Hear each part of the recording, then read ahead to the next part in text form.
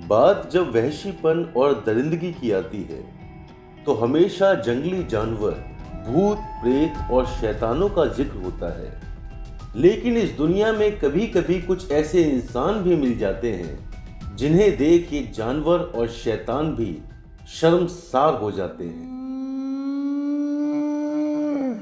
नमस्कार दोस्तों, podcast star पर मैं एक बार फिर आपसे हो रहा हूँ रूबरू एक नई कहानी के साथ। तो आइए कहानी की शुरुआत करते हैं। मार मार ठीक से बांस फंसा के ढकेल ऊपर को, पिंड फटेगा तो मुक्ति मिलेगी। ब्रह्मपाल एक डोम परिवार का मुखिया, जिसकी पीढ़ियां सालों से लाशों को जलाने का काम किया करती थी। ब्रह्मपाल के परिवार में बस वो और उसका बेटा पूरन ही थे, क्योंकि उसकी बीवी बेटे पूरन को जन्म देते ही गुजर गई थी। अब ले देकर उसका आखिरी सहारा सिर्फ उसका बेटा पूरन ही था।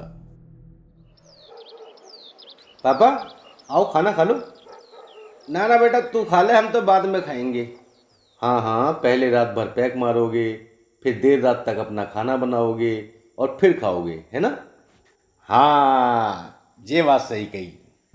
पापा एक बात बताओ, इतने साल हो गए देखते देखते, पर आपने आज तक ये नहीं बताया कि आप अकेले खाना क्यों खाते हो और ना ही मुझे अपना खाना खाने देते हो।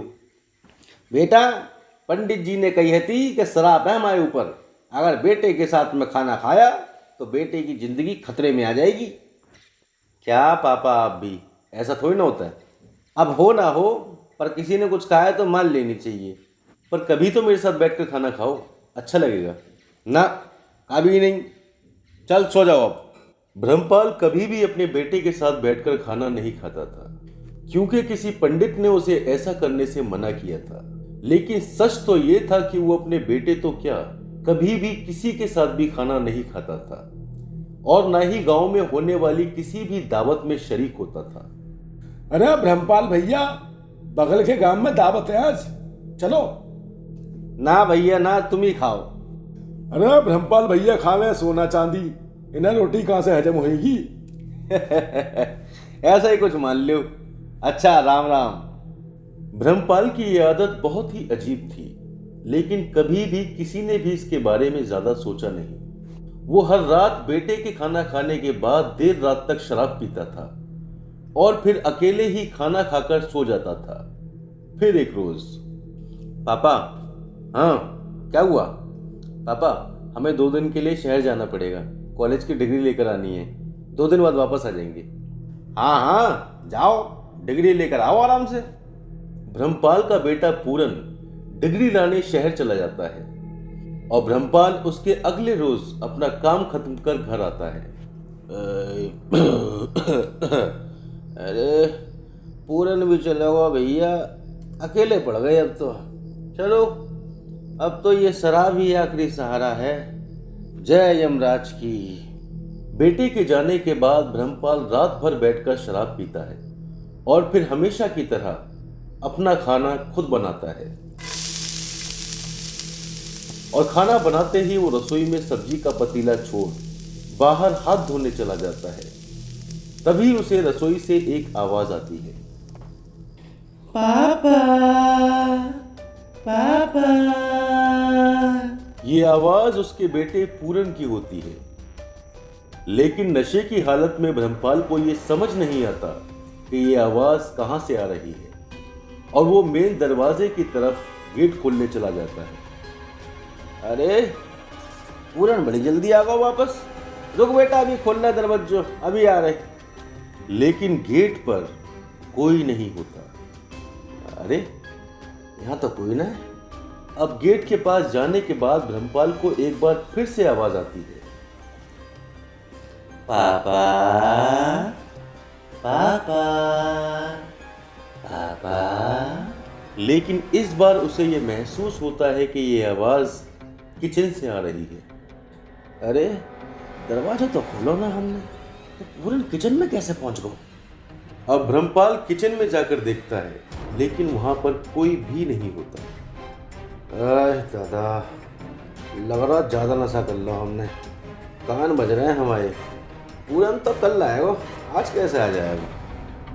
खैर छोड़ो, जान दो। और इस आवाज को अपना वहम मान वो खाने की तैयारी में लग जाता है। ला थोड़ा बहुत सलाद काट लूं खाने के लिए, कल तक पूरन आ ही जाएगा।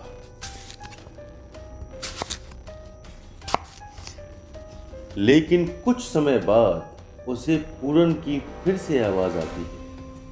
पापा, सुनो ना पापा, सुनो ना पापा, पापा, पापा।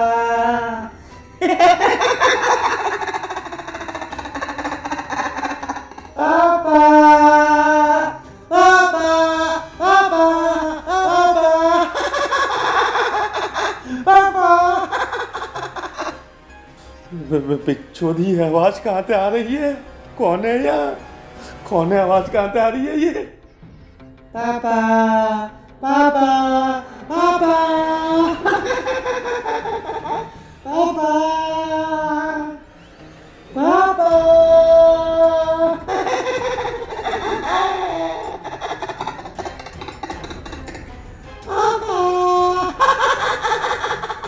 पूरन, पूरन, कहाँ है बेटा तू?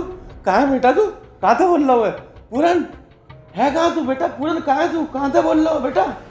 ब्रह्मपाल इधर उधर देखता पूरन की आवाज तक पहुंचता है और उसके कुछ देर बाद उसे महसूस होता है कि वो आवाज चूल्हे पर रखे उस सब्जी के पतीले के अंदर से आ रही है। और जैसे ही वो पतीले का ढक्कन हटाता है तभी उसे एक और आवाज आती है। पापा, मेरा दिल तो गला ही नहीं, दिल तो कच्चा ही रह गया, अब कैसे खाओगे?